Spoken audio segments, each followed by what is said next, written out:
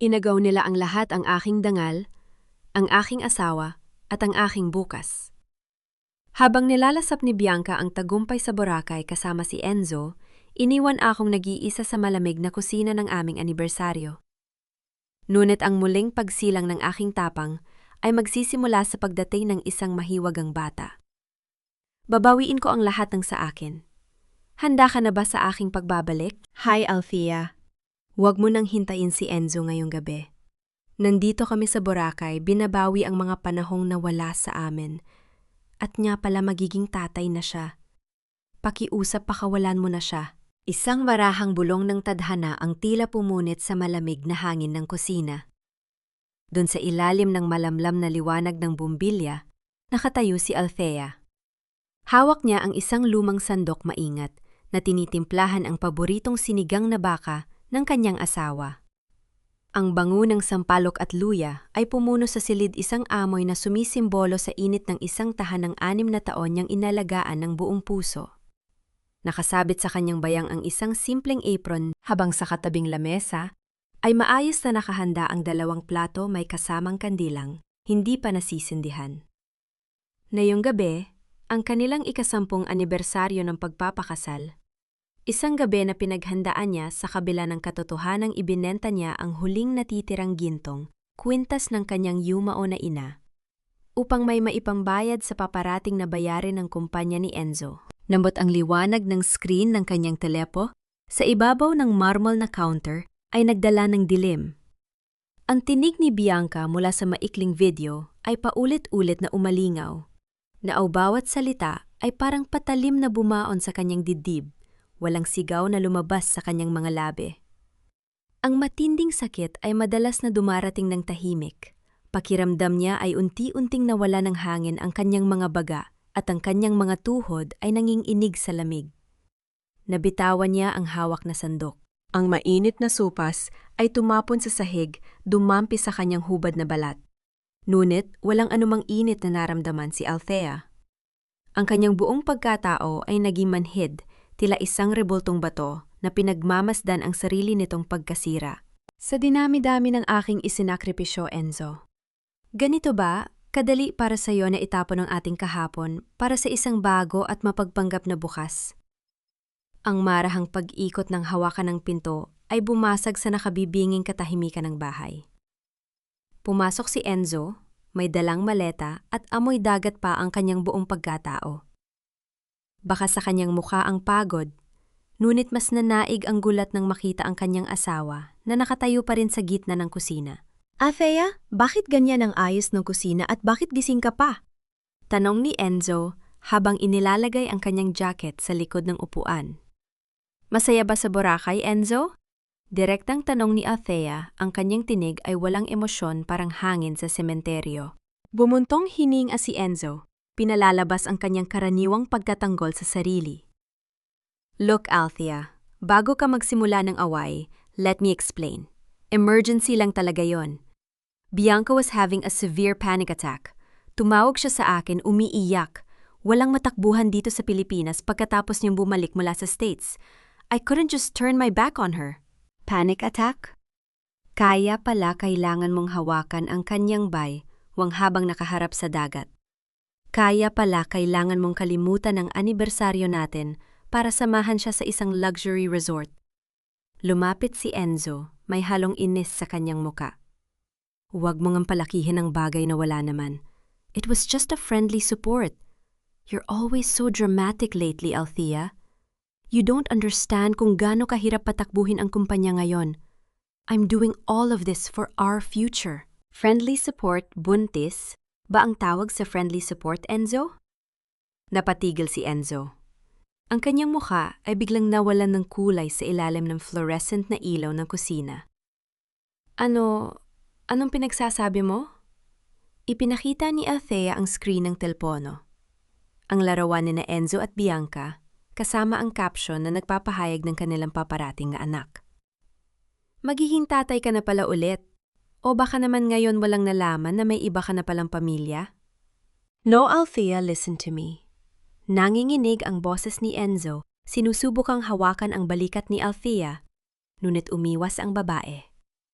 Hindi ko pa alam ang buong detalye. Maybe it's a mistake. And besides, kahit totoo man, why can't you just understand my pressure? You are a Villarreal. Mayaman ang pamilya mo.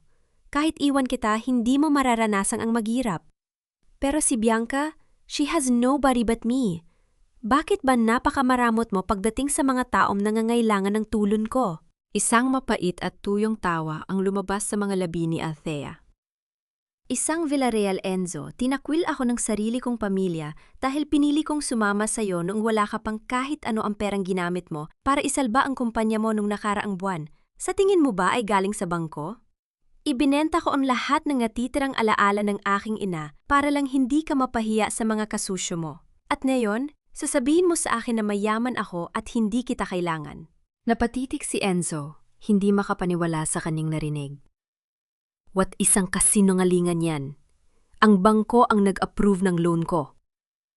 Inilabas ni Althea ang isang kulay gintong sobre mula sa kanyang drawer at inilapag ito sa mesa. Here are the bank statements under my maiden name. At ito, inilagay niya ang isa pang papel sa ibabaw nito. Isang iyong kalayaan. Pirmahan mga Enzo. Sobrang pagod na ako. Are you really divorcing me dahil lang sa isang pagkakamali, Althea? Hindi mo ba kayang magpatawad? 6 na taon tayong magkasama?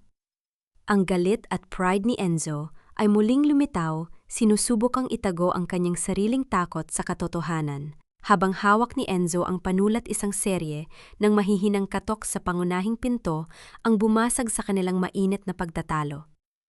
Walang sinuman sa kanila ang nag-e-ekspekto ng bisita sa ganitong oras ng gabi. Binuksan ni Enzo ang pinto nang may galit handang paalisin kung sino man ang nang-aabala.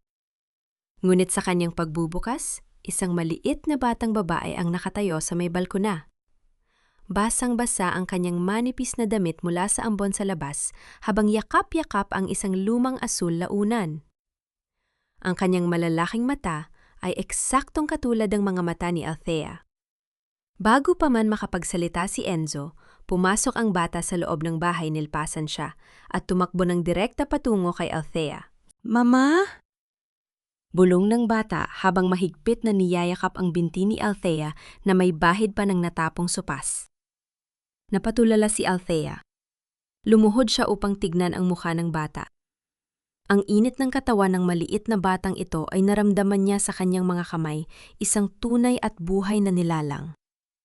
Sa kanyang maliit na pulso, may suot siyang isang pilak na bracelet na may nakaukit na pamilyar na pangalan. Nika. Sino ka, anak? Tanong ni Althea, nanginginig ang kanyang tinig habang hinahawakan ang basang buhok ng bata. Tumingin si Nika kay Althea, pagkatapos ay lumingon kay Enzo na nakatayo pa rin sa may pinto na may halong gulat at galit. Papa? Sabi ng bata. Althea, ano to? Sumigaw si Enzo, lumapit ng may mabibigat na hakbang. Is this some kind of cheap drama your family set up to humiliate me? Saan mo nakuha ang batang ito? Sino ang nagdala sa kanya rito? Tumingin si Nika kay Enzo nang walang takot, ngunit may malalim na lungkot sa kanyang maliliit na mata. Hindi po ako gawa-gawa, Papa. Ako si Nika. Galing po ako sa dulo ng inyong mga luha kung saan iniwan ninyo si Mama na nag-iisa habang bitbit ang kanyang huling hininga. Natahimik ang buong silid, tanging ang tunog ng ulan sa labas ang natitira habang ang tatlong magkakaibang kapalaran ay tuluyan ng nagtagpo sa ilalim ng isang bubong. Ang katahimikan sa pagitan ng mag-asawa ay tila isang pader na hindi na kayang tibagin ng anumang pagsusumamo. Nanatiling nakatayo si Althea sa gitna ng sala, habang ang lamig ng gabi ay tila pumasok na rin sa kanyang buong pagkatao. Tinitigan niya ang divorce papers na nakalatag sa ibabaw ng lamesa. Walang galit sa kanyang mga mata. Tanging ang kawalan ng buhay na nagpapatunay na ang pag-ibig ay dahan-dahang namamatay sa bawat segundong lumilipas. Pirmahan mo na, Enzo, ulit ni Althea. Ang kanyang tinig ay banayad, ngunit may bigat na tila isang pinal na hatol. Huwag na nating patagalin pa ang pagpapanggap na ito. Napalunok si Enzo, ramdam ang kakaibang takot na ngayon lang niya naramdaman sa buong buhay niya kay Althea. Althea, Nakikinig ka ba sa sarili mo? You are making a huge mistake. Sino ba talaga ang batang ito? Is this a sick joke? Look, Boracay was purely for corporate representation. Bianca's family has a huge network of distributors in America. Sila ang susi para makapasok ang Sarmiento Shipping sa labas ng bansa. Ginagawa ko ito para sa kumpanya natin, para sa atin. Para sa atin. Tumingin si Althea kay Enzo at sa unang pagkakataon nakita ni Enzo ang sarili niyang refleksyon sa mga mata ng asawa. Isang refleksyon ng isang taong puno ng kasinungalingan. Enzo, huwag mo akong gawing mangamang. Ang para sa atin ba ay nangangahulugan ng pag-iwan sa akin sa gabi ng ating anibersaryo upang makasama ang dating kasintahan? Ang para sa atin ba ay ang paghawak sa kanyang bayo ang sa harap ng maraming tao habang ako ay narito nag-iisa? Sinabi ko na sa'yo emergency yun, Bianca was unstable. She was crying and begging for help. Anong gusto mong gawin ko, iwanan siya sa ganong kalagayan? Nagsimulang tumaas ang boses ni Enzo. Ang kanyang pride ay nasasaktan dahil hindi siya sanay na kinokompronta ni Althea sa ganitong paraan. Saka ano naman, kung buntis siya, I didn't even know about that. We did not plan this. At kung totoo man, bakit hindi mo ako kayang suportahan sa pagsubok na ito bilang asawa ko? Suportehan ka. Bahagyan yumuko si Althea, tinitigan ang kanyang apron. 6 na taon ko nang ginagawa yan, Enzo. Sinuportahan kita noong wala ka pang pang-arkila ng opisina. Sinuportahan kita noong ang tanging pagkain natin ay noodles na pinaghahatian natin. Pero hindi ko alam na ang huling suportang hihingin mo sa akin ay ang tanggapin ang anak mo sa ibang babae. Bago pa makasagot si Enzo ang marahang pagyanig ng telepo, no sa ibabaw ng lamesa ay lumika ng kakaibang ingay sa loob ng tahimik na silid. Ang pangalang Bianca ay kumukurap-kurap sa screen. Mabilis na kinuha ni Enzo ang telepono. Sa takot na tuluyang masira ang kanyang pagkakataon kay Althea, agad niyang pinindot ang pulang button upang tanggihan ang tawag at tuluyang pinatay ang cellphone. See, I'm rejecting her call, Althea. Ikaw ang asawa ko. I can handle this. Lalayuan ko si Bianca. I will fire her from the marketing campaign. Just, please, wag nating gawin ito. Punitin mo na yung papel na yan. Hindi kumilo si Althea. Sa halip, dahan-dahang itinaas ang kanyang kaliwang kamay.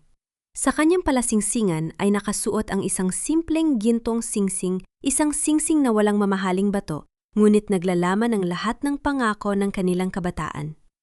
Maingat niyang hinawakan ang singsing, dahan-dahang inalis ito sa kanyang daliri nang walang kahit anong tunog.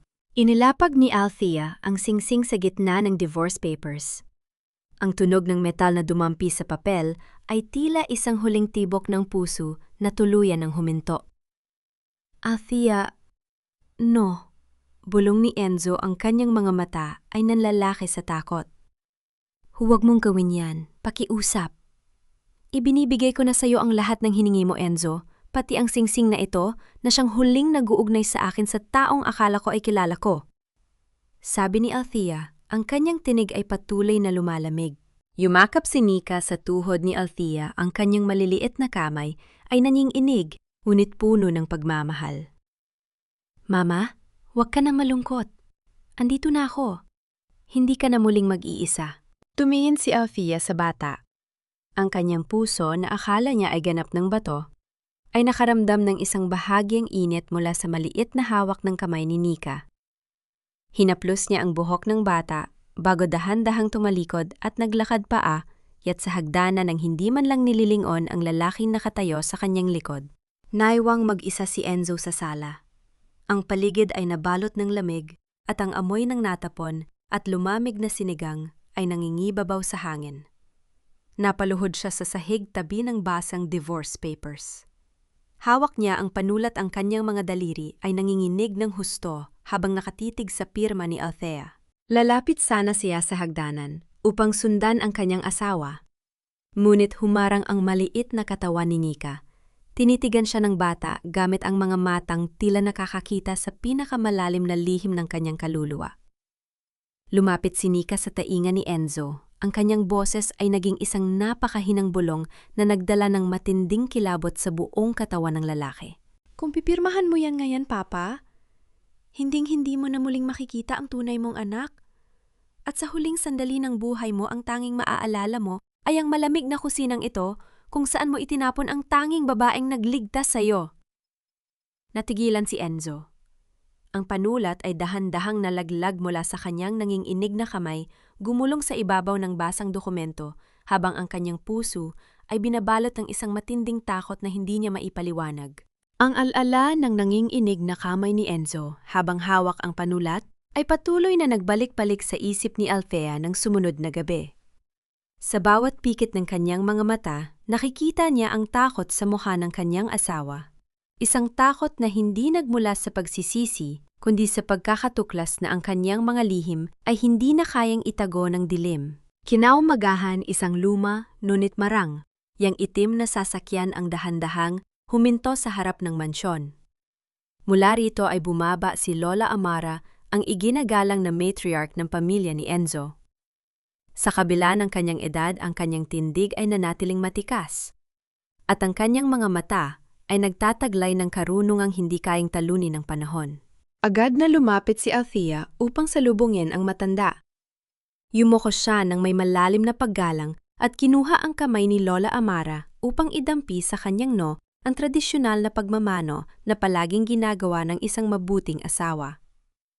Ngunit ang higit na nakakagulat ay nang lumapit din si Nika nang kusa kinuha ang isa pang kamay ni Lola Amara at ginawa ang parehong paggalang nang walang nagtuturo sa kanya. Natigilan si Lola Amara, tinitigan ng bata ng may halong gulat bago ibinalik ang kanyang tingin kay Althea. Agad niyang binitawan ang kanyang bastun at niyakap ng mahigpit ang kanyang apo sa tuhod. Ang mga luha ng isang mabuting asawa, Althea, ay hindi kailanman nakakalimutan ng makeup. Albulong ni Lola Amara habang marahang hinahaplos ang buhok ng umiiyak na si Althea. May katarungan ng bawat patak nito at narito ako upang tiyakin na walang sinumang ahas ang makakasira sa tahanang ito. Sa loob ng sala ang atmosfera ay mabilis na nabalot ng tensyon nang bumaba si Enzo mula sa kanyang silid. Ang pagtama ng basto ni Lola Amara sa makintab na kahoy na sahig ay lumika ng isang mabigat at nakatatahimik na tunog na tila isang babala. Enzo? Dalit na tawag ni Lola Amara bago pa man makalapit ang kanyang apo. Wala kang utang na loob. Sino ang nagbigay sa iyo ng buhay na tinatamasa mo ngayon? Si Althea kung hindi, dahil sa kanya, nasaan ka ngayon? At ngayon, hahayaan mo ang isang Bianca na sirain ng iyong pamilya dahil lang sa iyong makasariling mga pangarap. Lola, pakiusap, huwag kayong makialam dito. Depensa ni Enzo habang pilit na iniiwas ang kanyang tingin sa matanda. Business is hard right now. Bianca's family is the only one who can help me close the international shipping deals. Althea has her family's wealth but she doesn't care about my business. Bianca is the one helping me grow. Manahimik ka. Sigaw ni Lola Amara. Ang kanyang boses ay nanginig sa tindi ng galit. Ang tunay na yaman ng isang lalaki ay ang asawang nananatili sa kanyang likod sa oras ng kahirapan. At ikaw itinapon mo ang kayamanang yon para sa isang peking ginto? Huwag mong gamitin ang negosyo bilang dahilan para sa iyong kawalan ng katapatan. Habang nagtatalo ang dalawa sa loob, pinili ni Althea na lumabas sa bakuran. Sa ilalim ng malilim na puno ng mangga, nakaupo si Nika sa isang lumang gulong na ginawang dyan. Ang kanyang maliliit na paa ay sumasabay sa hangin, habang ang kanyang paningin ay nakatitig sa kalangitan. Mama? Tawag ni Nika nang mapansin ang paglapit ni Althea. Sa lumang bukas na nanggaling ako, lagi kang umiiyak tuwing gabi. Si Bianca kinuha niya ang Villarreal Holdings gamit ang tulong ni Tio Hector. Sila po ang nagpabagsak sa kumpanya ni Papa at ikaw, umalis ka nang may mabigat na pasakit nang hindi mo alam na nandoon na ako sa loob mo. Itinuro ni Nika ang tiyan ni Althea gamit ang kanyang maliit na daliri. Kaya bumalik ako, Mama. Gusto kong iligtas ang bukas natin. Naramdaman ni Althea ang mabilis na pagtibok ng kanyang puso. Hindi ito gawa-gawa lamang ng isang bata. Ngunit paano nalaman ni Nika ang tungkol sa lihim na taguan ng kanyang yumaong ama sa atik? Nandun po sa kahon na may pulang laso sa atik, Mama. Doon nakatago ang mga lumang kasunduan ni Tio, Hector. Dagdag pa ng bata bago pa man makapagtatong si Althea. Puno ng pagdududa.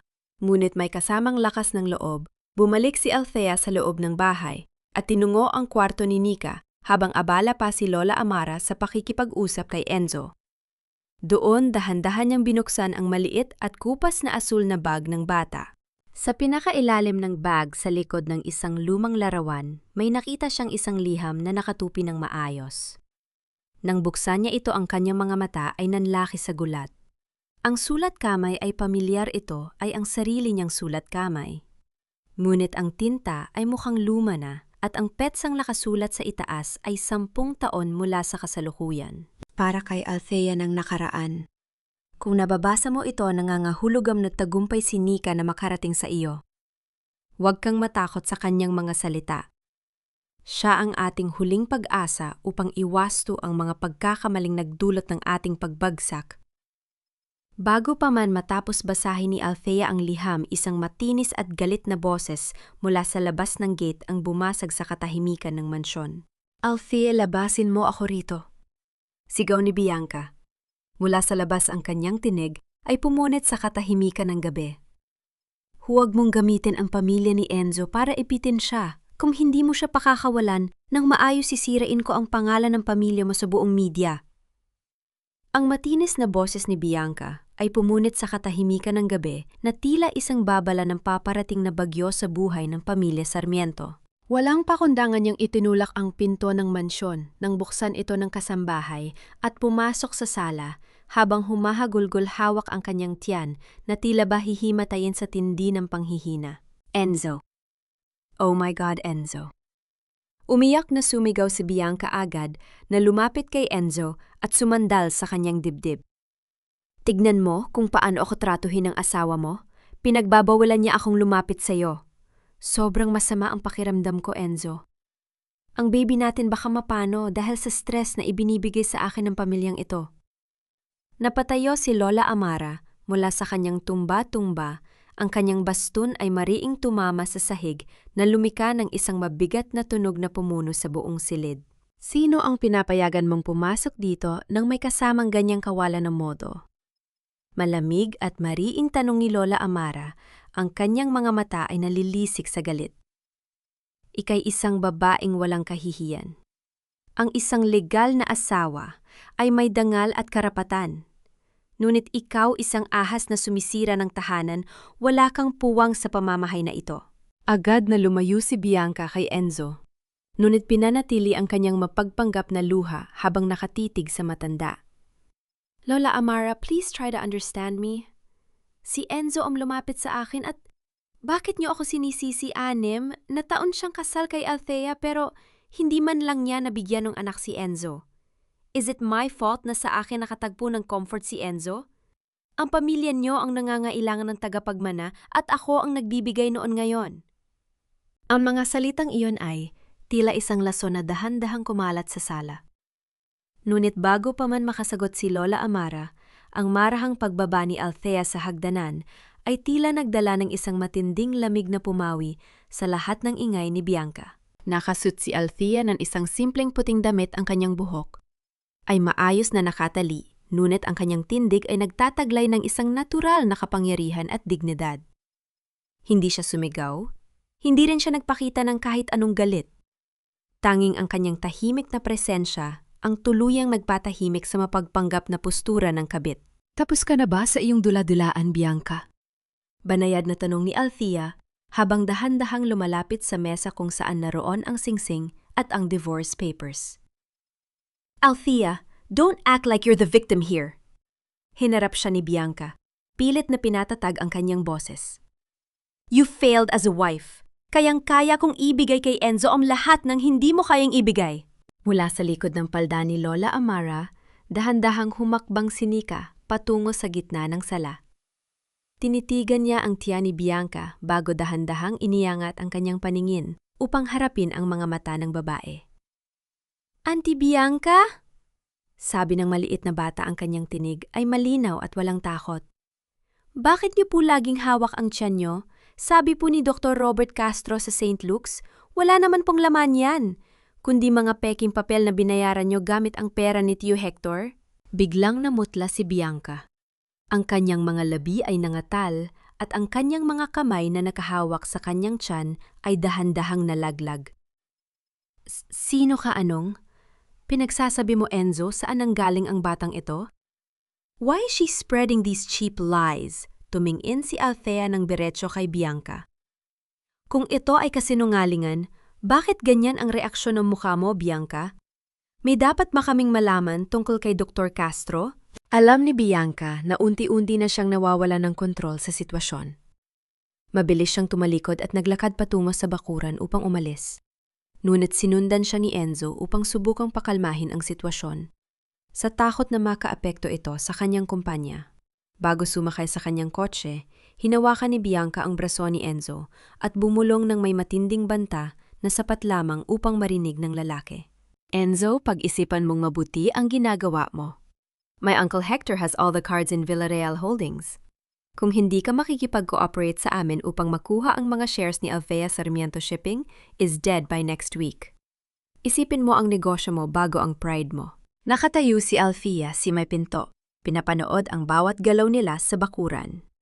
Nakita niya ang matinding pag-aalinlangan sa mga mata ni Enzo habang nakatitig ito sa tiyan ni Bianca at sa papalayong sasakyan nito. Ang pag-aalinlangang yon na puno ng awa at takot para sa sarili nitong kapakanan, ang huling patunay na ang tiwala sa pagitan nilang mag-asawa ay tuluyan ng naglaho sa dilim. Ang nag-aalalang mukha ni Enzo habang nakatingin sa papalayong sasakyan ni Bianca ay naging huling larawan ng gabi na nagpatunay kay Althea na ang kanyang buhay, may asawa, ay tuluyan ng naging isang hungkag na pangako. Ngunit sa pagpasok ng bagong umaga, isang lihim na lakas ang nagsimulang gumising sa kanyang puso. Sa loob ng kanyang silid, nakaupo si Nika sa gilid ng kama habang maingat na binubuksan ang kanyang maliit na bag. Kinuha niya ang isang lumang talaarawan na may kupas na pulang pabalat at inabot ito kay Althea. Mamatingnan mo po ito? Bulong ni Nika habang itinuturo ang mga pahina na puno ng mga sulat kamay at mga numero. Sa talaarawan na ito, isinulat ni Tio Hector ang lahat ng transaksyon sa pagitan niya at ng isang bangko sa labas ng bansa. Ginamit niya ang mga pondo ng Villarreal Holdings upang pundohan ang mga peking proyekto. Napatitik si Althea sa mga dokumento. Ang mga pangalan petsa at lagda ay pamilyar. Nika, saan mo nakuha ang talaarawan na ito? Ito ang orihinal na logbook ng aking ama na nawala pagkatapos niyan yumao. Itinago mo po ito sa isang lumang kahon sa bodega, Mama? Sagot ng bata nang may kasiguruhan.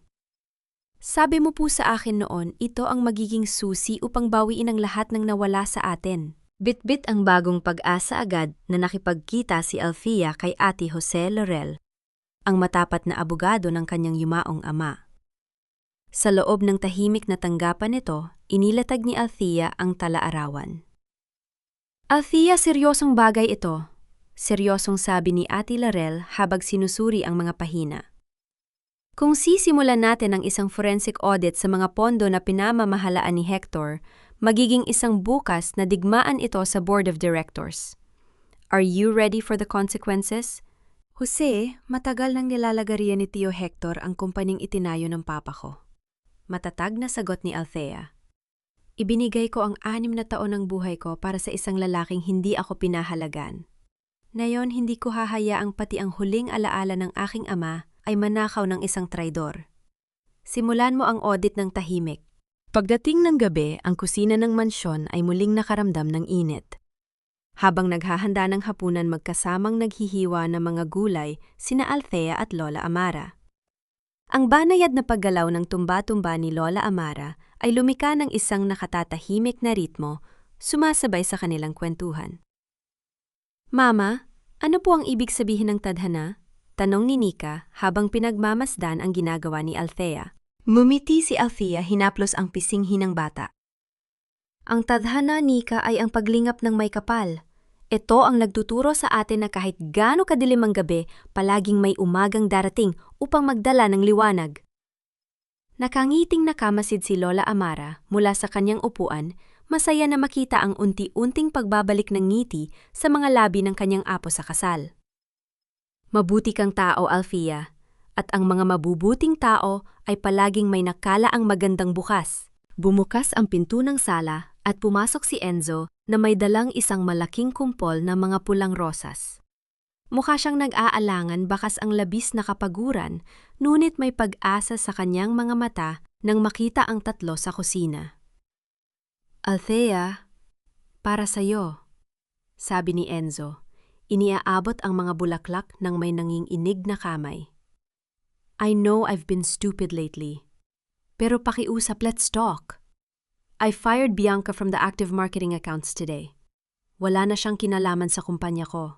Tiningnan ni Althea ang mga rosas pagkatapos ay tumingin kay Enzo nang may isang magalang ngunit napakalamig na ngiti. "Salamat sa bulaklak, Enzo. Pero maari mo na lang yan ilagay sa florera sa sala. Kumain na kami ng hapunan. Kung nagugutom kami, natitira pang pagkain sa kusina, ngunit mauna na kaming magpahinga ni Nika." Hindi na hinintay ni Althea ang sagot ng asawa. Kinuha niya ang kamay ni Nika at magkasama silang umakyat sa hagdanan, iniwan si Enzo na nakatayo sa gitna ng sala. Hawak ang mga bulaklak na unti-unting nalalanta sa kanyang mga kamay. Sa loob ng madilim na silid, nakaupo si Althea sa tabi ng bintana habang pinagmamasdan ang liwanag ng buwan. Biglang umilaw ang screen ng kanyang telpeno sa ibabaw ng mesa. Ang liwanag nito ay nagbigay buhay sa madilim na silid ni Althea. Isang mense mula sa isang hindi kilalang numero ang dumating. Naglalang ito ng larawan ng isang medical certificate mula sa St. Luke's Hospital na may lagda ni Dr. Robert Castro, ngunit may nakasulat na pulang marka sa gilid nito. Peke ang registry number nito. Alamin mo kung sino ang tunay na may-ari ng account na nagbayad sa doktor. Sa ibaba ng mensahe ay may isa pang tala. Sino ang misteryosong HV na tinatawagan ni Tio Hector tuwing hating gabi? Ang liwanag mula sa screen ng telpono ni Althea nung nagdaan gabi ay tila isang anino na sumunod kay Enzo hanggang sa kanyang opisina kinabukasan. Nakaupo si Enzo sa harap ng kanyang malaking mesa sa Sarmiento Shipping, mag-isang tinititigan ang mga nakatambak na lumang folder na kasaysayan ng kanyang negosyo. 5 hanggang 6 na taon na ang nakalilipas nung muntik nang mabangkarot ang kanyang kumpanya bago mabilis na nakabawi dahil sa tulong ng isang misteryosong investor na hindi kailanman nagpakilala. Nang mga panahong yon, palaging ipinahiwatig ni Bianca bago siya umalis papuntang Amerika na ang kanyang pamilya ang nakipag-usap upang maibalik sa buhay ang negosyo ni Enzo. Isang paniniwalang naging simula ng malalim na utang na loob ng lalaki. Bumukas ang pinto ng opisina ng walang paalam at pumasok si Bianca may mabigat na hakbang at galit sa kanyang muka. Padagundong niyang inilapag sa ibabaw ng mesa ni Enzo ang isang hanay ng mga lumang resibo mula sa bangko. "Enzo, you can't just throw me away like this!" Galit na bungad ni Bianca, tinitigan ng lalaki gamit ang kanyang mga mapagpanggap na mata. "Nakalimutan mo na ba ang utang na loob mo sa akin? If my family didn't pull strings years ago to inject capital into your dying shipping business, you would still be a nobody on the streets. Tignan mo ang mga deposito sa resibong ito. I risked everything to support your dream, Enzo." Tiningnan ni Enzo ang mga hawak na resibo. "Bianca, I will always be grateful for what your family did back then. I really am. Pero hindi ko pwedeng patuloy na sirain ang pamilya ko ngayon. The false news about your pregnancy and the trauma you brought to Althea, it's ruining everything I hold dear. Ruining everything." Tumawa si Bianca nang may halong pandidiri. "Your wife doesn't give a single damn about your corporate struggles, Enzo. Never once did she help you when you were crying at night over unpaid loans. Utang mo sa akin ang bawat piraso ng pagkatao mo at ang buong kumpanyang ito." Habang pinapanood ni Enzo ang bawat pananalita ni Bianca, isang malalim na tanong ang marahang pumasok sa kanyang isip. Bakit pa ulit-ulit niyang iginigiit ang mga resibo ng bangko na ito, ngunit tuwing masusing titingnan ang papel, laging blag at nakatago ang tunay na account na pinanggalingan ng pondo? At kung tunay ngang sa kanya dumaan ng pera, bakit hindi kailanman lumitaw ang kanyang pangalan sa opisyal na ledgers ng bangko? Gulong-gulo ang isip. At hindi na kinokontrol ng kanyang mga emosyon, umuwi si Enzo sa mansyon ng maaga. Sa kanyang pagpasok sa sala, natigilan siya sa isang tanawing humaplos sa kanyang nag-iisa at malungkot na kaluluwa. Nakasubok si Althea sa harap ng maliit na hapag, masing subuan ng malinamnam at mainit na sopas si Nika. Ang tawa ng bata at ang marahan at mapagmahal ng iti ni Althea ay lumika ng isang perpektong larawan ng isang pamilyang matagal na niyang hinahanap, ngunit paulit-ulit na binaliwala dahil sa kanyang mababaw na kasakiman sa tagumpay. Nang matapos silang kumain, dahan-dahang na. Unang maglakad si Althea, patungo sa hagdanan, bit-bit ang mga baso. Agad siyang sinundan ni Enzo hanggang sa paanan ng hagdanan. Sa isang madaling pagkilos ng pagsusumamo, marahan niyang hinawakan ang pulso ng kanyang asawa. Althea, mag-usap naman tayo. Bulong ni Enzo. Punong-puno ng pag-asa ang kanyang nanlalabo ng mga mata. Gulong-gulo na ang isip ko. Ayokong iwan mo ako. Ang akala mo siguro masama akong tao. Pero naiipit lang ako sa malaking utang na loob sa pamilya ni Bianca nung isalba nila ang kumpanya natin noon. Utang na loob ko lang ang binabayaran ko. Hindi pag-ibig. Dahan-dahan na walang anumang puwersang galit o luha iniwas. Ni Althea ang kanyang kamay mula sa hawak ni Enzo. Tiningnan niya ang kuwelyo ng polo nito na bahagyang lukot at tiklop sa gilid. Sa pamamagitan ng kanyang magagandang sariling daliri, marahan niyang inayos at binaliktad ang lukot na kuwelyo ng kanyang asawa, isang gawi na paulit-uliting ginagawa araw-araw sa loob ng 6 na taon. Ngunit ngayon ay kulang na sa init ng pagmamahal. At buo na lamig na parang batong hamog sa umaga. Enzo, mabagal at malinaw na sinabi ni Althea ang kanyang nakakatakot na kalmating muka ay direktang tumututok sa mga mata ng asawa. Ang tunay na utang na loob ay hindi kailanman dapat bayaran ng pagpapakasakit ng iba, higit lalo ng sariling asawa. Kung ang ganyang klase ng tulong ay nagiging tanikalang nakatali sa liig mo at humihila sa iyong pagkatao, baka hindi yan naging isang pag-aaruga isa yung pananakop. At higit kailanman, hindi mo inalam kung sino ang tunay mong inutangan. Bago pa man o pagtanto ni Enzo ang lalim ng ibig sabihin ng kanyang mga salita, ang mabilis na pagbagsak ng isang manipis at munting katawan sa kahoy na sahig ng sala ay pumutol sa kanilang pag-uusap. Nika! Sigaw ni Althea nang mabilis niyang mabitawan ang mga nakahawak na baso at natatakot na tumakbo palad sa tapat ng sofa. Nakatitig silang dalawa, habang wala nang malay na nakahiga ang maliit na batang si Nika sa sahig. Sa paligid ng kanyang munting pulso, ang pilak na bracelet ay nagsimulang gumawa ng isang mahina at kakaibang pagginang. Bawat tibak-tibok ng liwanag nito ay tila dahan-dahang napundi parang isang baturang oras ng buhay ng bata mula sa hinaharap na unti-unting-unti nang binubuntala ng lumilihi na tadhana. Ang biglang paghinto ng tibok ng puso ni Althea sa takot na mawala ang bata ay binalot ang buong mansyon ng isang matinding takot sa gabi. Ang biglang paghinto ng tibok ng puso ni Althea sa takot na mawala ang bata ay naging isang madilim na anino na bumalot sa buong mansyon ng gabing yon. Sa kabutihang palad sa tulo ng maingat na pag-aalaga ni Lola Amara, muling nagkamalay si Nika kinaumagahan bagaman ang kanyang munting katawan ay nanatiling mahina at ang kanyang balat ay maputla tulad ng papel. Nakatitig si Althea sa kanyang anak sa tabi ng kama habang hinahawakan ang malamig na mga kamay ng bata. Dahan-dahang iminulat ni Nika ang kanyang mga mata at tumingin kay Althea ng may seryosong ekspresyon. Mama? Mag-ingat ka po kay Tio Hector? Mahinang bulong ni Nika, halos walang boses. Sa lumang bukas na nanggaling ako, gagamitin niya ang isang lumang kasunduan sa kasal na nilagdaan ni na Papa at ng yumaong lolo. Gagamitin niya yun sa board meeting upang sabihing wala kang karapatang humawak ng mga shares ng pamilya kapag nag-divorce kayo ni Papa. Natigilan si Althea. Isang kasunduan sa kasal. Alam niyang may mga dokumentong nilagdaan ang kanyang ama noon. Ngunit hindi niya akalain na gagamitin ito ng kanyang sariling amain upang saksakin siya sa likod. Upang kumpirmahin ang mga hinala, mabilis na nakipagkita si Althea sa isang pribadong investigador sa loob ng isang tago at tahimik na cafe sa labas ng lungsod. Inilatag ng investigador ang isang serye ng mga larawan sa ibabaw ng mesa. Ma'am Althea, tignan mo ito?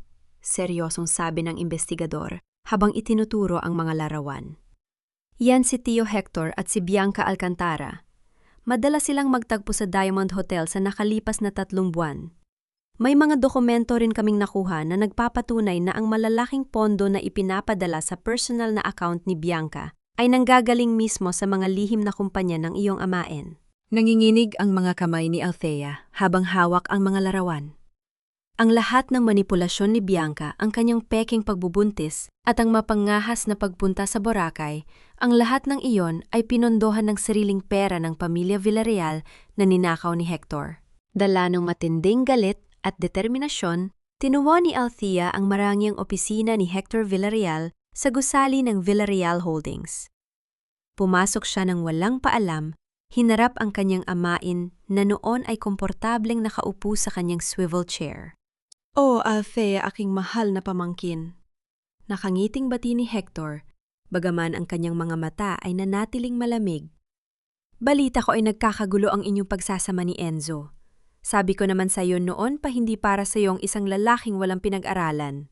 "Tio Hector, huwag na tayong magkunwari." Malamig na bansa ni Althea habang itinutumba ang kanyang mga kamay sa ibabaw ng mesa ng amain.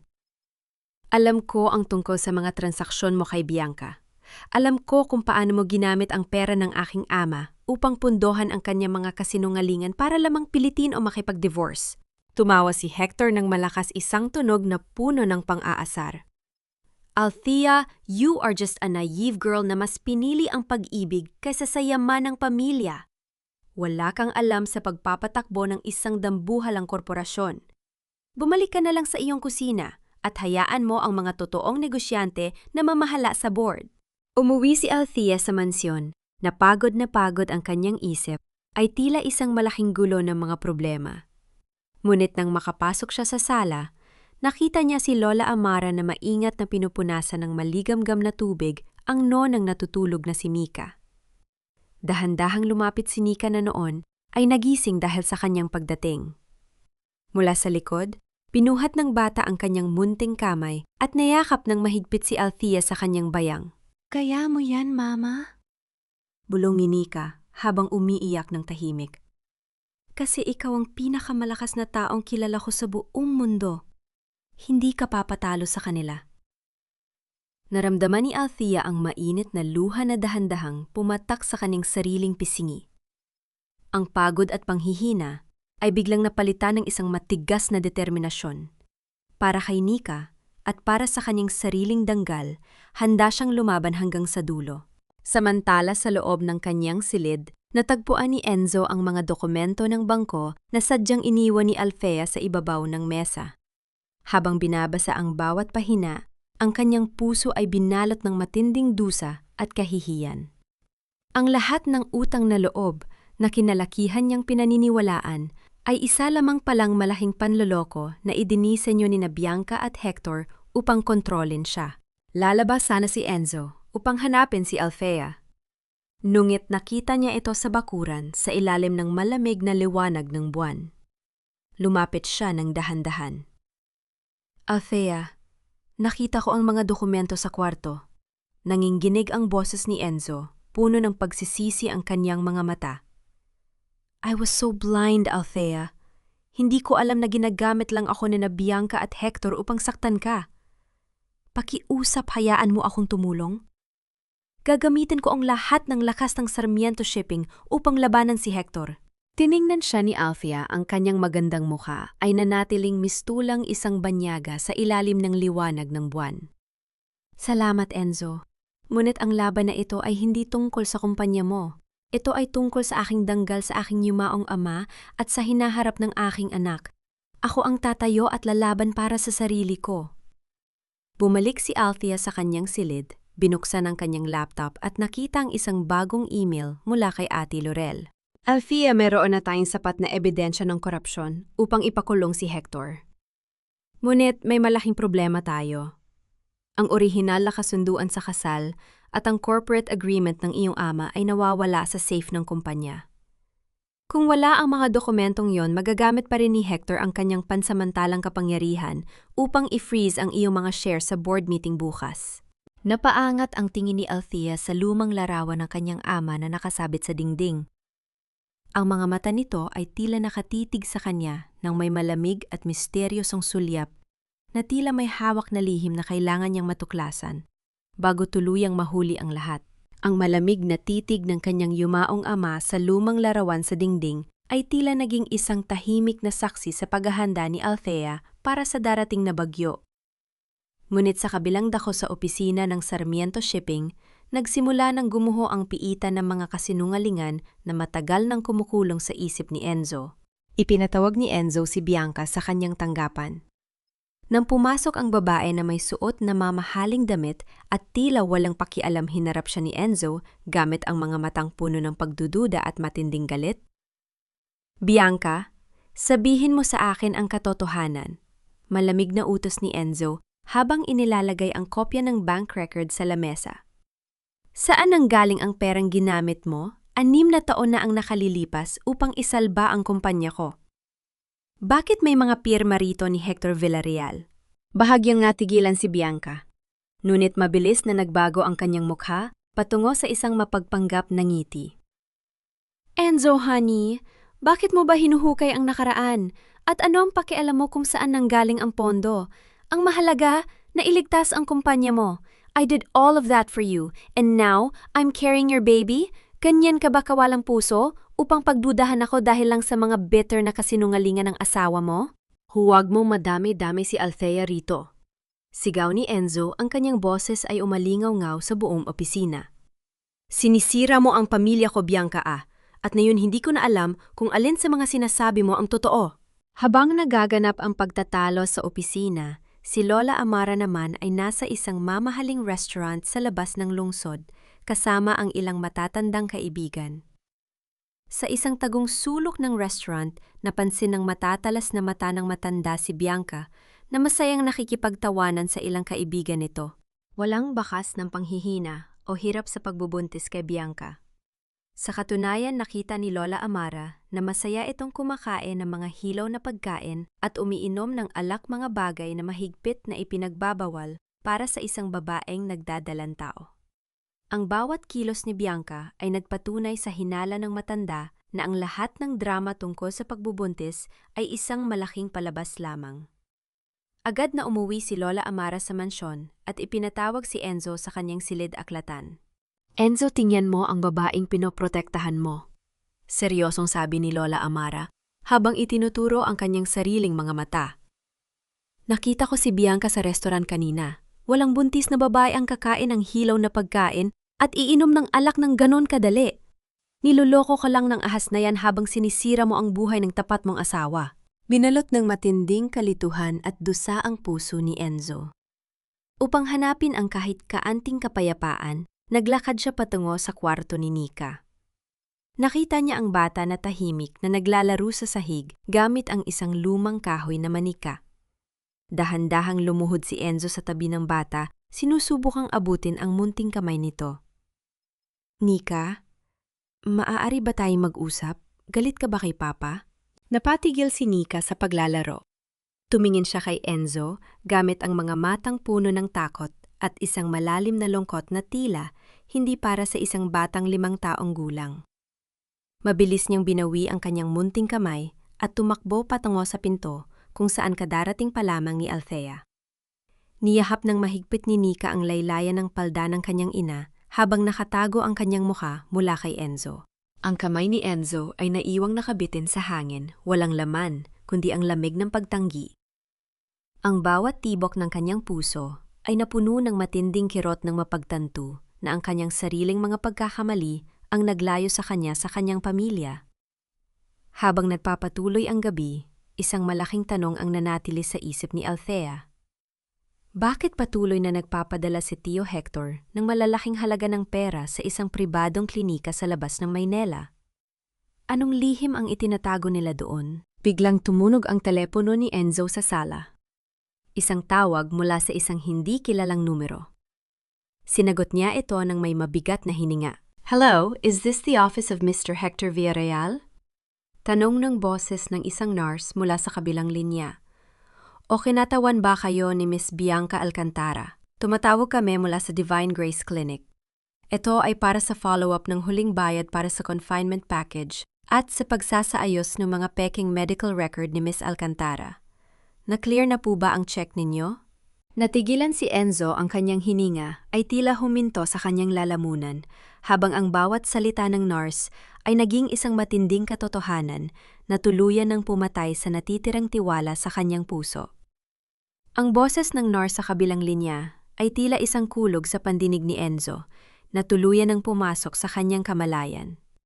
Ngunit para kay Althea at Lola, Amara ang pagkakataong yon ang naging hudyat upang simulan ang huling hakbang patungo sa pagbawi ng katotohanan. Kinaumagahan habang ang lungsod ay dahan-dahang gumigising sa ilalim ng malamig. Nahamog magkasamang naglakbay sina Althea at Lola Amara patungo sa lalawigan ng Laguna. Doon matatagpuan ang Divine Grace Clinic, ang tagong pasilidad, kung saan dinala ni Tio Hector ang mga transaksyon ni Bianca. Naiwan si Nika sa mansyon sa ilalim ng mahigpit na pangangalaga ni Maria, ang matapat at subok na kasambahay ng pamilya. Huwag kang matakot, Althea, seryosong sabi ni Lola Amara habang nakatingin sa labas ng bintana ng bumibiyaheng sasakyan. Ang katarungan ay hindi natutulog. Mararating natin ang katotohanan at titiyakin ko na walang sinumang makakasira sa danggal mo. Salamat po, Lola. Mahinang sagot ni Althea, bagaman ang kanyang mga kamay ay nanatiling malamig sa kaba. Iniisip ko lang po si Nika. Sana ay maging ligtas siya habang wala tayo. Pagdating sa klinika, pumasok si Lola Amara na may taglay na matikas, na tindig na agad na kumuha ng atensyon ng mga nurse sa reception. Tinungo niya ang opisina ng punong doktor ng may autoridad. I am Amara Sarmiento. Malamig na pakilala ng matanda sa doktor na si Dr. Robert Castro. Alam ko ang bawat transaksyong ilegal na nagaganap sa pasilidad na ito ukol kay Bianca Alcantara. Huwag mo akong subukang pagsinungalingan kung ayaw mo mawala ng lisensya at mabulok sa kulungan. Habang abala ang doktor sa matinding presensya ni Lola Amara, dahan-dahang lumabas si Althea upang hanapin ang archive room ng klinika, kung saan itinabi ang mga pisikal na record ng mga pasyente. Ngunit nang makarating siya sa pinto, nakita niyang nakakandado ito ng mahigpit. Nabahala si Althea. Ngunit bago pa man siya maghanap ng ibang paraan, isang hindi kilalang nurse ang marahang dumaan sa kanyang gilid. Walang ingay at mabilis nitong inilagay ang isang susi sa kanyang kamay bago mabilis na naglakad palayo nang hindi man lang nilingon si Althea. Sino ang taong ito na lihim na tumutulong sa akin sa loob ng klinikang ito? Walang oras upang mag-alinlangan. Mabilis na binuksan ni Althea ang pinto at pumasok sa loob. Hinalughog niya ang mga lumang folder hanggang sa matagpuan ang pangalan ni Bianca Alcantara. Sa loob ng folder ay nakalagay ang orihinal na kontrata at ang tunay na resulta ng pagsusuri na nagpapakita na ang pregnancy test ay negatibo, kasama ang nakalakip na resibo ng bayad mula sa kumpanya ni Tio Hector. Samantala sa mansyon sa Maynila, dumating si Bianca na galit na galit. Sinubukan niyang pumasok sa loob upang hanapin si Nika na pinaparatangan niyang sumisira sa kanyang mga plano. "Palabasin niyo ang batang yan?" Sigaw ni Bianca sa labas ng gate habang sinusubukang itulak ang mga gwardiya.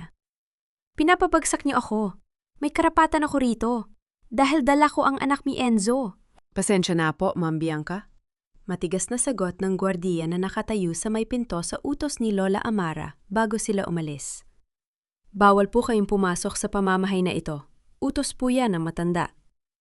Umalis si Bianca na may matinding galit habang sumisigaw na mga banta na sisirain niya ang pamilya Sarmiento sa media. Sa klinika sa Laguna, matagumpay na nakuha ni Althea ang orihinal na dokumento. Nang lumabas siya sa archive room, ang kanyang mga kamay ay nanginginig ng husto sa tindi ng galit at relief. Sinalubong siya ni Lola Amara sa pasilyo, dahan-dahang kinuha ang kanyang mga nanginginig na kamay at piniga ito ng mahigpit upang magbigay ng lakas. Ayan na, Althea. Hawak mo na ang katotohanan. Nakangiting bulong ni Lola, Amara ang kanyang mga mata ay puno ng pagmamahal. Tapos na ang kanilang laro. Oras na para bumalik at tapusin ang lahat ng ito. Pagbabalik nila sa mansyon, sinalubong sila ng nakabibinging katahimikan sa sala. Nakaupo si Enzo sa sofa, maputla ang mukha at tila isang taong nawala ng kaluluwa. Sa ibabaw ng lamesa sa harap niya ay nakalagay ang isang puting sobre. Tumingin si Enzo kay Althea nang may nangangatal na mga labi, hawak ang isang liham na naglalaman ng nakasulat na pag-amin ni Dr. Castro na ipinadala sa kanya ng isang hindi kilalang tao. Althea, Lola. Mahinang sabi ni Enzo habang ang kanyang boses ay tuluyan ng binalot ng matinding kahihiyan. May nagpadala nito sa akin ngayon lang. Hindi nga buntis si Bianca. It was all a setup by Tio Hector upang pilitin kang makipag-divorce sa akin at makuha ang mga shares mo sa Villarreal Holdings. God, I was so blind! Ang puting sobre sa ibabaw ng lamesa ay nanatiling nakalatag doon isang tahimik na hatol ng kamatayan para sa lahat ng kasinungalingan ni Bianca at sa tiwala na hindi na kailanman maibabalik ni Enzo. Ang puting sobre sa ibabaw ng lamesa ay nanatiling nakalatag doon isang tahimik na hatol ng kamatayan para sa lahat ng kasinungalingan ni Bianca at sa tiwala na hindi na kailanman maibabalik ni Enzo. Ngunit ang tunay na pagkawasak ng kalooban ng lalaki ay nagmula sa mga dokumentong hawak ni Althea. Tumingin si Enzo kay Althea, ang kanyang mga mata ay nanlalabo sa patuloy na pag-agos ng mga luha. Hawak niya ang mga pahina na nagpapatunay na ang malaking pondo na nagligtas sa Sarmiento Shipping 6 na taon na ang nakalilipas ay hindi nagmula sa pamilya ni Bianca o sa bangko, kundi mula sa pagbebenta ni Althea sa mga natitirang pamana at alahas ng kanyang yumaong ina sa ilalim ng kanyang sariling pangalan. Althea, bakit? Mahinang tanong ni Enzo, nanginginig ang buong katawan sa tinde ng kahihiyan. Bakit hindi mo sinabi sa akin? For 6 long years, akala ko si Bianca ang nagligtas sa kumpanya ko. Akala ko wala kang pakialam sa mga paghihirap ko dahil mayaman ang pamilya mo. Bakit ibinenta mo ang mga alahas ng ina mo para sa akin nang hindi mo man nang ipinagmayabang? Tinitigan siya ni Althea. Ang kanyang mga mata ay tahimik, walang galit. Ngunit puno ng isang matinding lalim ng dusa na hindi na kayang gamutin ng kahit anong salita. Dahil ang tunay na pag-ibig, Enzo, ay hindi nangangailangan ng palakpakan o pagmamayabang. Marahang sagot ni Althea, ang kanyang boses ay tulad ng malamig na hangin sa gabi.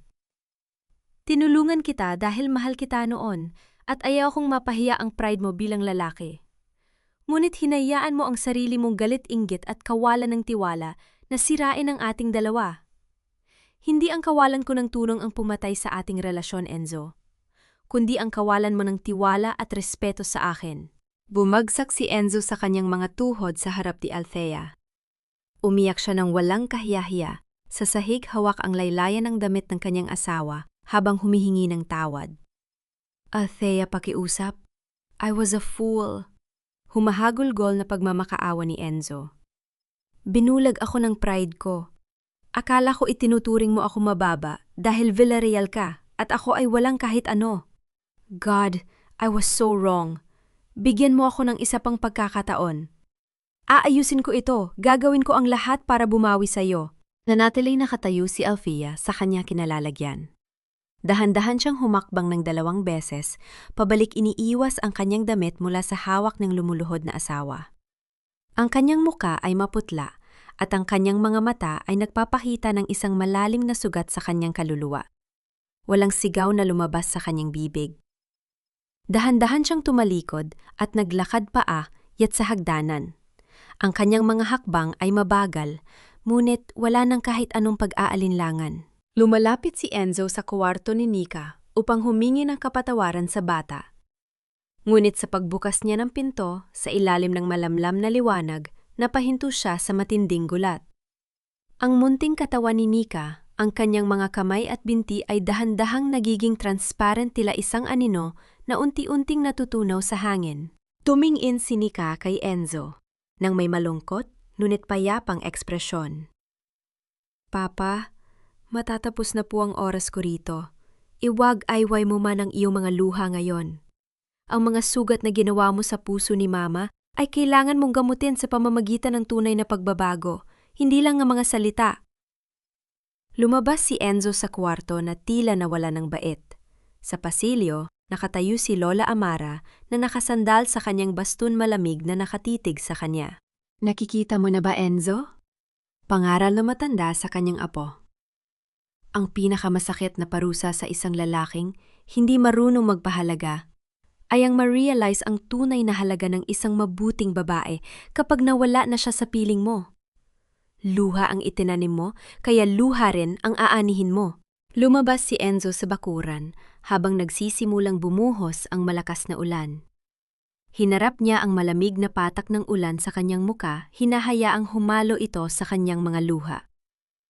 Naramdaman niya ang matinding bigat ng bawat bastos na salita na ipinukol niya kay Althea, ang bawat anibersaryo na nakalimutan niya, at ang bawat sandali na pinili niya ang kasinungalingan ni Bianca kaysa sa tahimik na sakripisyo ng kanyang asawa. Basang-basa na pumasok si Enzo sa kanyang silid-aklatan at tinawagan ang kanyang corporate lawyer. Ati Santos, ihanda mo ang lahat ng dokumento para sa paglilipat ng lahat ng aking share sa Sarmiento Shipping at ang titulo ng bahay na ito sa pangalan ni Althea Villarreal. Lahat ng meron ako ibigay mo sa kanya. Ayokong mag-iwan ng kahit ano para sa sarili ko. Habang nakahawak sa telefon, biglang pumasok ang isang tawag mula kay Tio Hector Villarreal. Sinagot ito ni Enzo nang may nanginginig na galit. Enzo. Galit na boses ni Hector mula sa kabilang linya. Don't be an idiot! Nabalitaan kong sinusubukan mong kumala sa kasunduan natin. Makinig ka sa akin. Kung hindi ka makikipagtulungan sa akin sa board meeting bukas sa Villarreal Holdings upang tanggalin si Althea sa kumpanya, ilalabas ko sa media ang lahat ng lumang utang ng kumpanya mo ngayong gabi. Sisirain ko ang Sarmiento Shipping bago mo pa man maipatala ang pangalan niya rito. Ang galit na boses ni Hector ay umalingaw-ngaw sa silid na nagpapatunay na ang huling labanan ay gaganapin sa silid ng pulong ng mga board members bukas ng umaga. Ang banta ni Hector na gagawing isang malaking digmaan ang pagpupulong ng board bukas ay umalingaw-ngaw sa buong silid-aklatan ni Enzo, ngunit mas lalong nagpaalab sa kanyang kagustuhang itama ang lahat. Samantala sa isang lumang opisina sa lalawigan ng Makati, pumasok si Bianca upang makipagkita kay Tio Hector. Bianca, sigurado ka bang handa na ang lahat ng mga papel? Malamig na tanong ni Hector habang itinutuwid ang kanyang Amerikana. Kumakalas na si Enzo sa atin, ngunit hindi natin siya kailangan.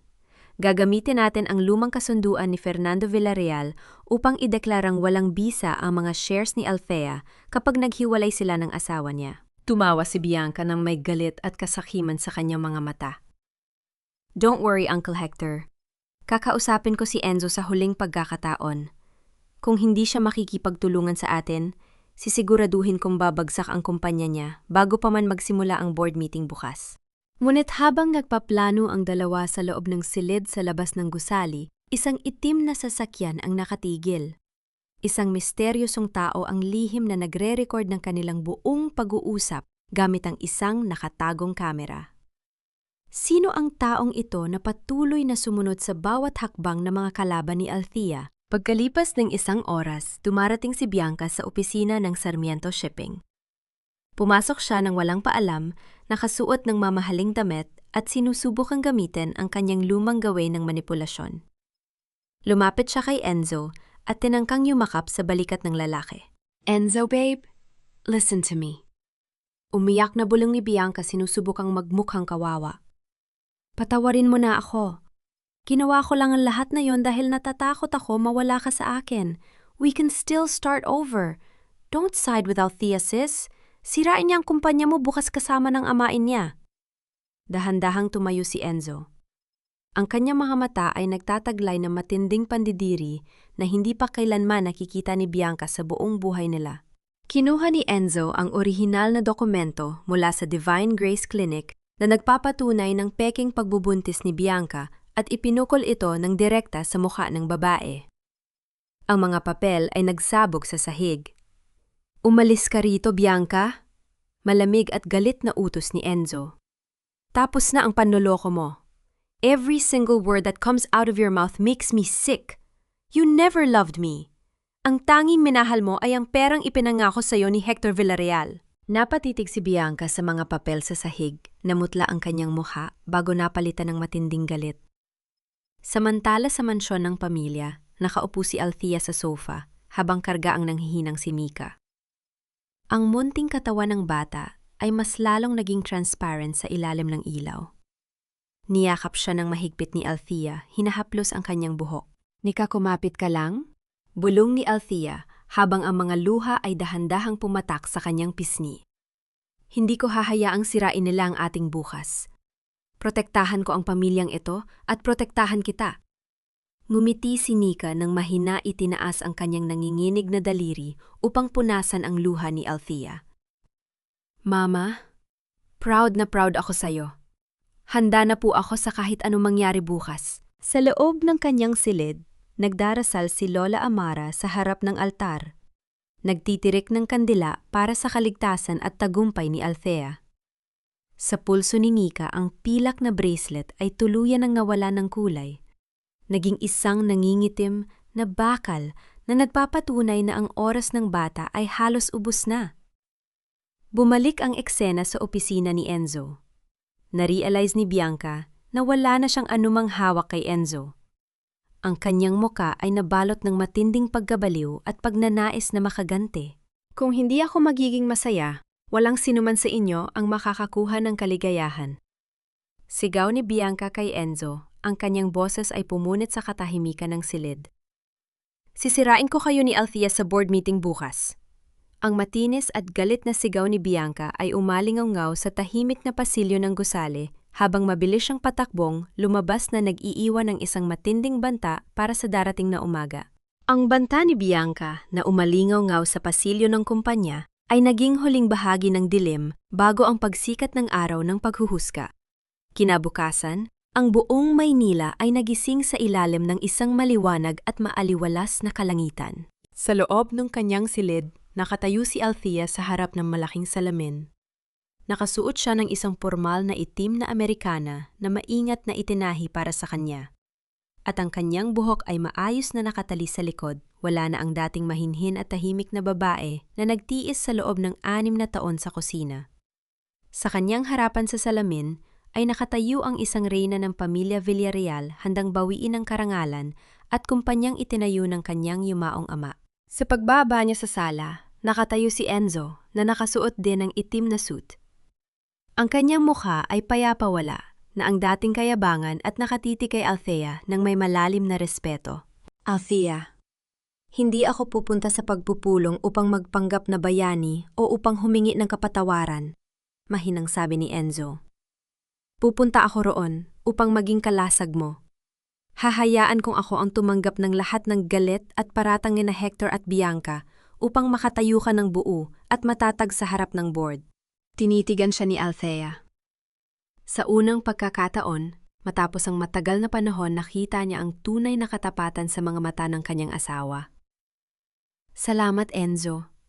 Gawin natin ang dapat para sa katarungan at para sa ating pamilya. Bago sila umalis, lumapit si Nika kay Lola Amara. Ang mga daliri ng bata ay halos transparent na sa ilalim ng liwanag ng umaga. Kinuha ni Nika ang kamay ng matanda, idinarang sa kanyang noo upang magmamano at dahan-dahang humalik sa pisngi nito. Lola Amara. Salamat po sa pagtatanggol kay Mama, nakangiting bulong ng bata. Maging masaya po kayo lagi. Hindi napigilan ni Lola Amara ang pag-agos ng kanyang mga luha. Niyakap niya ng mahigpit ang nanginginig na katawan ng bata, umiiyak ng tahimik dahil alam niyang ang oras ni Nika sa kanilang piling ay matatapos na. Mag-iingat ka sa iyong paglalakbay aking apo. Sa loob ng sasakyan patungo sa gusali ng Villarreal Holdings, nakaupo si Althea sa likod kasama si Enzo. Hawak niya sa kanyang palad ang nawalan ng kulay na bracelet ni Nika. Ang lamig ng metal ay nagbigay sa kanya ng isang matinding lakas ng loob bilang isang ina. Habang nakatigil ang sasakyan sa red light, malapit sa door ng kumpanya, dahan-dahang inabot ni Enzo ang kamay ni Althea at piniga ito ng mahina. Hindi siya humingi ng ngiti o kapatawaran. Ito ay isang tahimik na pangako ng katapatan na walang hinihinging kapalit. Hindi inalis ni Althea ang kanyang kamay. Nang bumaba sila sa sasakyan sa harap ng mataas na gusali ng Villarreal Holdings, isang kakaibang pangyayari ang naganap. Ang ihip ng hangin sa labas ng plaza ay biglang nagbago ng direksyon mula sa timog patungong Hilaga, isang hindi karaniwang galaw ng kalikasan na nagpatigil sa mga gwardiya sa pinto at nagpatingala sa kanila sa kalangitan. Kasama sina Ate Laurel at ang kanyang mga gwardiya, itinulak ni Althea ang mabigat na pinto ng pinakamalaking boardroom sa pinakatuktok na palapag ng gusali. Sa loob, nakaupo ang lahat ng mga miyembro ng Board of Directors sa isang mahabang mesa. Sa dulo ng mesa, sa gitnang upuan ng pwesto ng Pangulo, nakaupo si Tio Hector. Sa kanyang tabi ay nakatayo si Bianca na may nakakatakot at nagwawaging ngiti sa kanyang mga labi.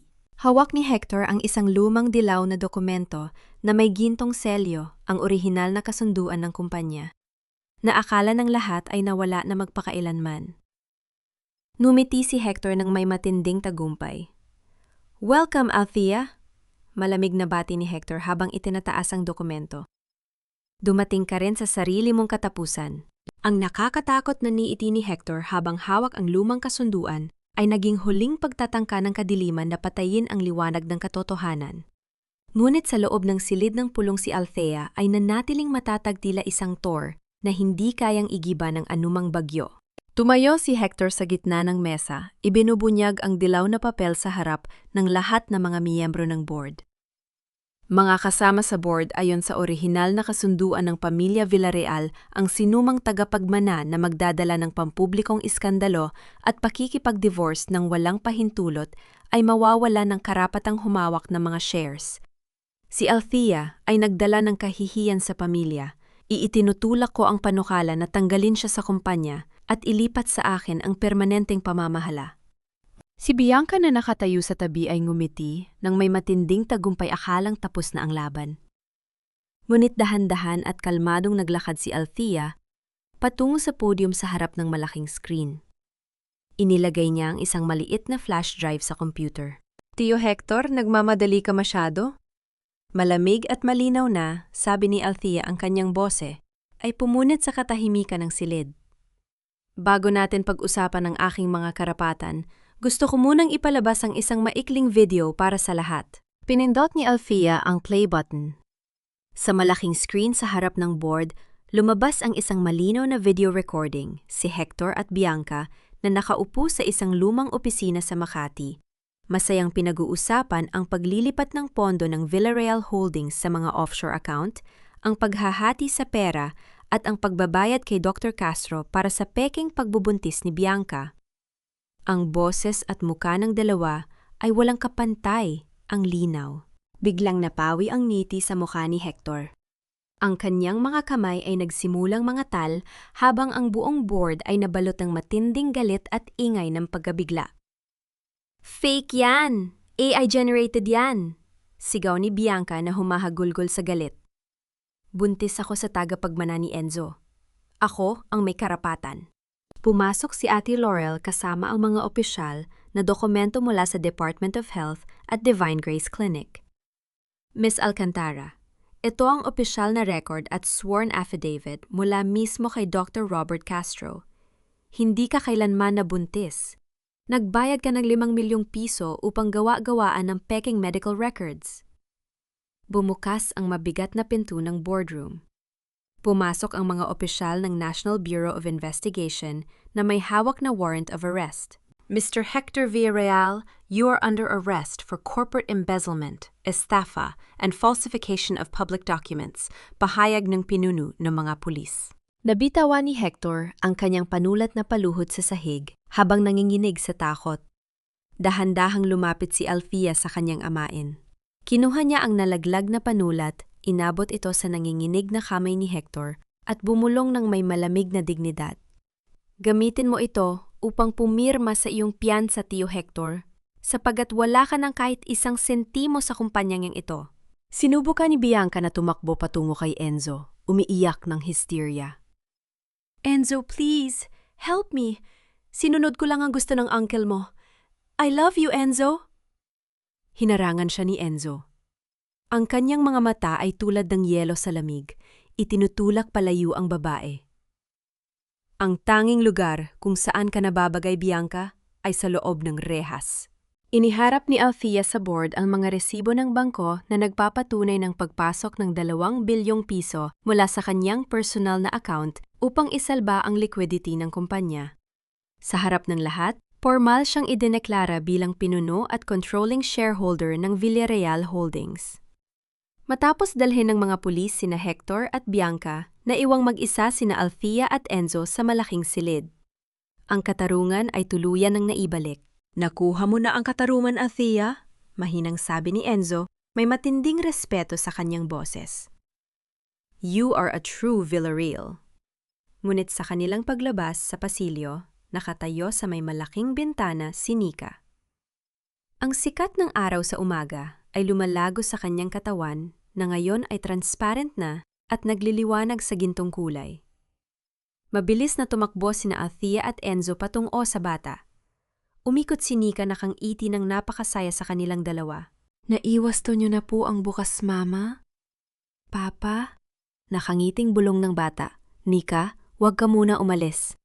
Umiiyak na sigaw ni Althea, sinusubukang yakapin ang bata. Binuksan ni Nika ang kanyang maliliit na kamay. Sa pagdampi ng mga kamay ni Althea at Enzo, sa kanya ang katawan ni Nika ay dahan-dahang naging libu-libong gintong, alikabok na lumipad patungo sa kalangitan sa pamamagitan ng bukas na bintana. Ang huling bulong ni Nika ay umalingaw-ngaw sa pasilyo na nag-iwan ng isang walang hanggang pangako. "Maghihintay po ako sa inyo sa tamang panahon." Ang huling bulong ni Nika na nagdala ng pangako para sa hinaharap ay patuloy na umalingaw-ngaw sa walang taong pasilyo ng mansyon. Pagka-uwi ni Althea at Lola, Amara, ang buong bahay ay nabalot ng isang malalim na katahimikan na tila ba nagluluksa sa pag-alis ng bata. Nakatira si Althea sa sofa. Sa sofa, hawak ang natitirang pilak na bracelet ni Nika na naiwan sa sahig.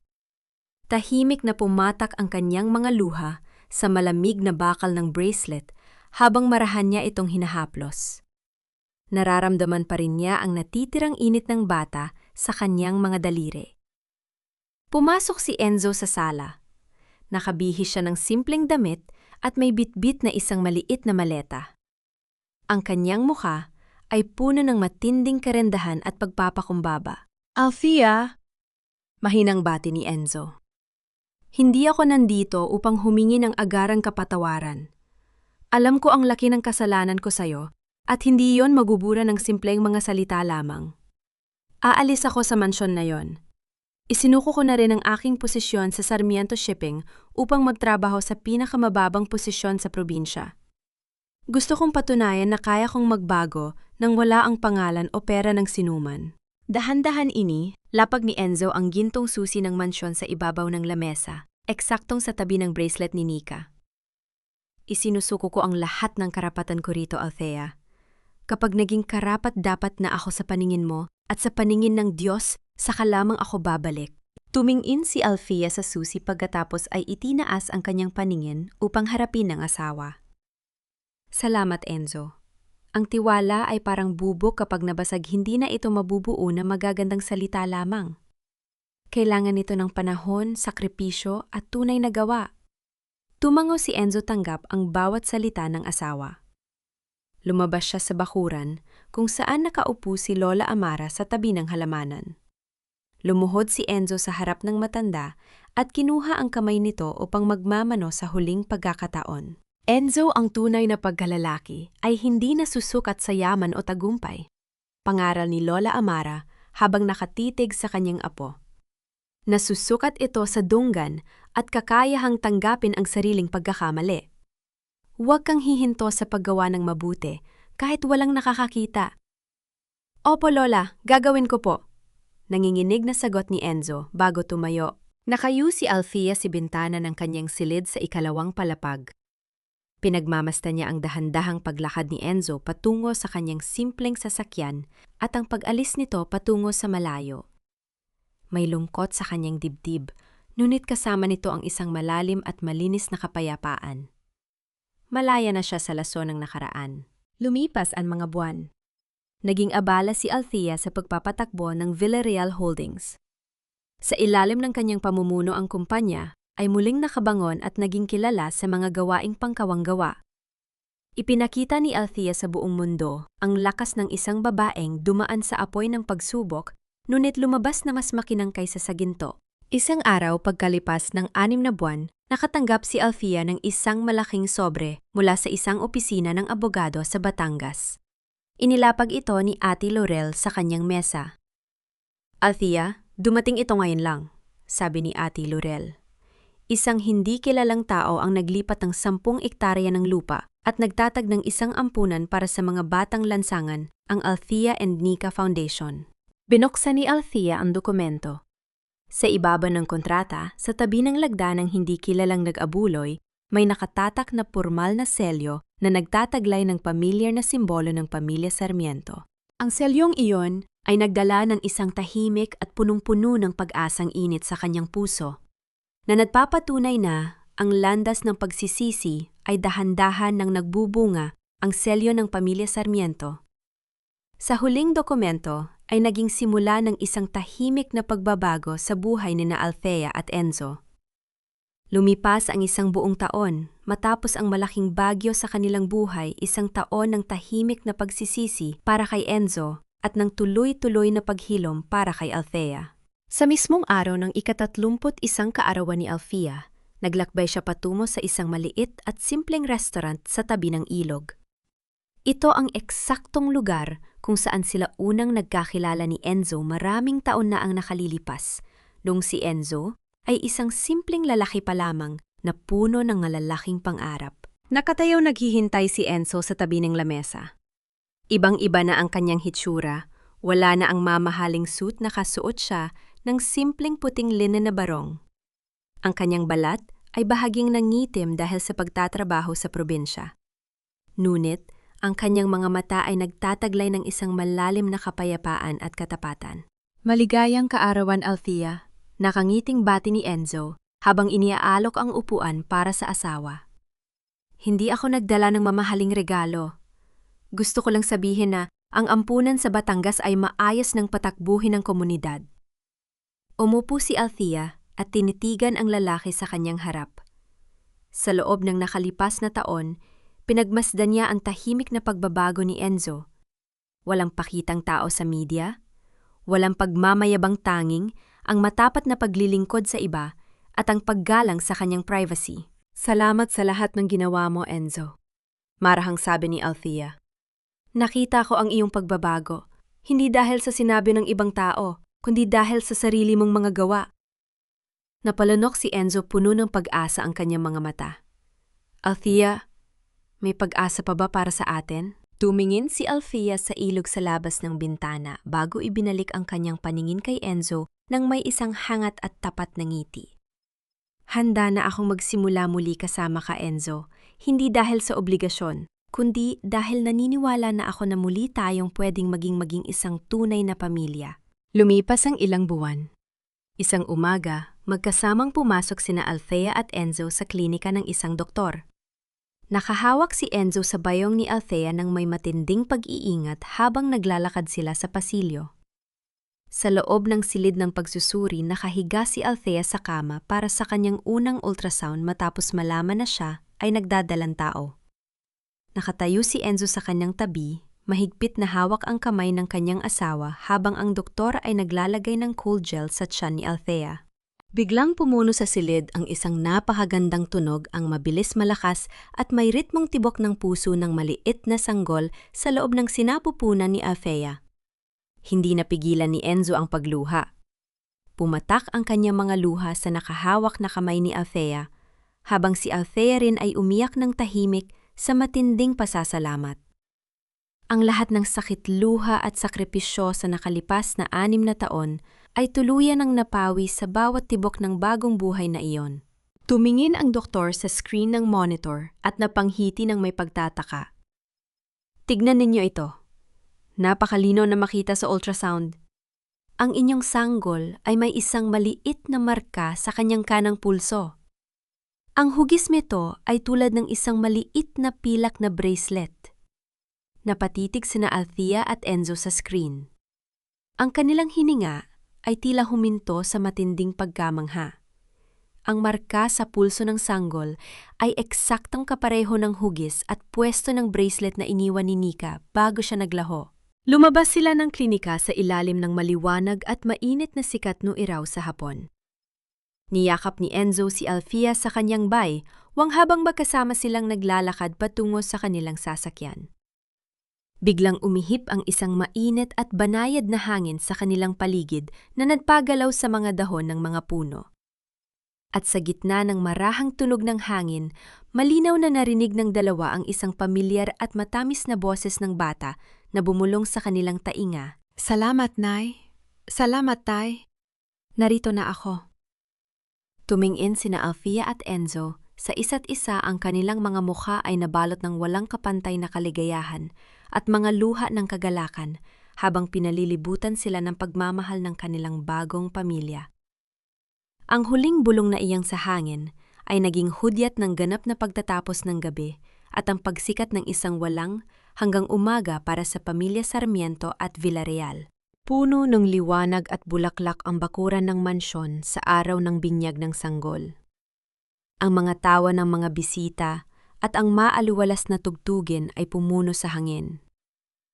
Nakaupo si Lola Amara sa kanyang tumba-tumba sa ilalim ng malilim na puno ng manggamasa, yang kinakalong ang maliit na sanggol na bininyagan sa pangalang Maria Nika.